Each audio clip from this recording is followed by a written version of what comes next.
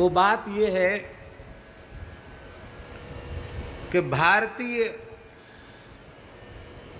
पवित्र परंपरा के अनुसार सह शिक्षा बहुत भारी महापाप है। हम यह बिल्कुल नहीं कहते हैं कि बालिकाओं को पढ़ाना नहीं, अवश्य पढ़ाना चाहिए। हमारे वैदिक सनातन धर्म के इतिहास में एक से एक परम विदुषी माताएं हुई हैं। आप विचार करो, मार्कंडेय पुराण के अनुसार महासती मदालसा इतनी विदुषी है, माने राजनीति, धर्मनीति और वेदांत, ज्ञान विज्ञान सब में वो परम पारंगता है।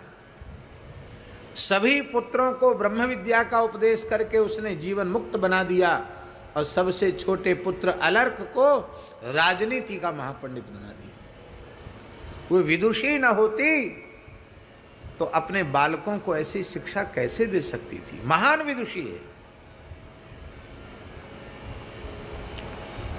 हमारे यहाँ देवियां भी, माताएं, कन्याएं भी उच्च से उच्च शिक्षा प्राप्त करती थी, किंतु उनकी सह शिक्षा नहीं होती थी। बालकों की शिक्षा अलग होनी चाहिए और कन्याओं की शिक्षा अलग होनी चाहिए। उन कन्याओं को शिक्षा के साथ साथ एक उत्तम धर्मनिष्ठ, सती साध्वी, पतिव्रता, सदाचार संपन्ना एक पवित्र भारतीय नारी बनने की शिक्षा भी उनको बाल्यकाल से ही दी जानी चाहिए।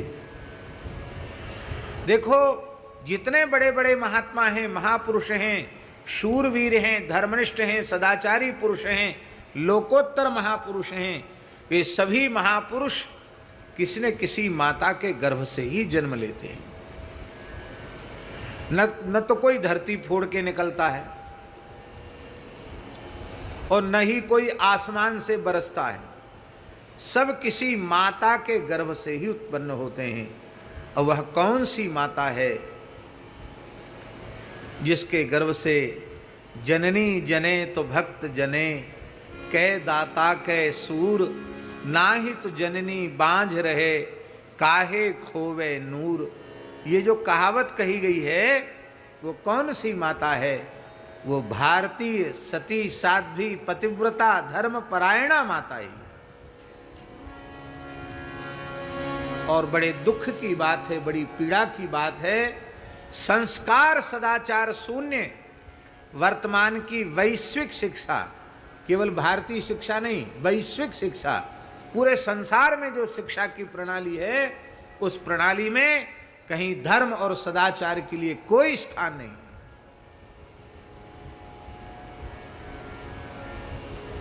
उसका दुष्परिणाम यह है कि आज के वर्तमान भयंकर समय में पतिव्रता नारी की कल्पना करना भी उपहासास्पद जैसा हो गया। पुरुष की शक्ति है एक पत्नी व्रत होना और नारी की शक्ति है परम पतिव्रता होना। दोनों का ही सदाचार विवाह के पूर्व ही नष्ट हो गया। कहां से चरित्रवान पुरुष आवे और कहां से पतिव्रता माता आवे। इसीलिए आज जो संतति हो रही है वो सर्वथा धर्म और संस्कार सदाचार से शून्य हो रही है। आज के अखबार में राजस्थान की एक घटना आई जहां एक लड़की ने अपने 50-52 वर्ष के पिता की धारदार हथियार से रेतकर हत्या कर दी और अपने छोटे भाई को भी वह हथौड़े से पीटकर मार रही थी, पर उस भाई ने हथौड़ा पकड़ लिया। मां जग गई और भाई के प्राण जैसे तैसे बचे। कहाँ तो शास्त्रों में लिखा है दयाया भगनी मूर्ति, बहन दया की मूर्ति होती है। इन बहनों को, इन बेटियों को अपने पिता माता के प्रति जैसी दया होती है, अपने भाई के प्रति जैसी दया होती है, उसका उदाहरण संसार में खोजने से नहीं मिलेगा। और कहाँ आज इस भयंकर युग में ऐसी घटनाएं घट रही हैं। कारण क्या था? तो अखबार में लिखा था कि कारण यही था कि पिता और भाई दोनों उसके स्वेच्छाचार का विरोध कर रहे थे। किसी पर पुरुष में वह आसक्त हो रही थी, किसी दूसरे लड़के से उसका प्रेम प्रसंग चल रहा था, और इसकी जानकारी होने पर पिता और उसका भाई उसका विरोध कर रहे थे। इसी से रुष्ट होकर उसने अपने बाप को मार डाला।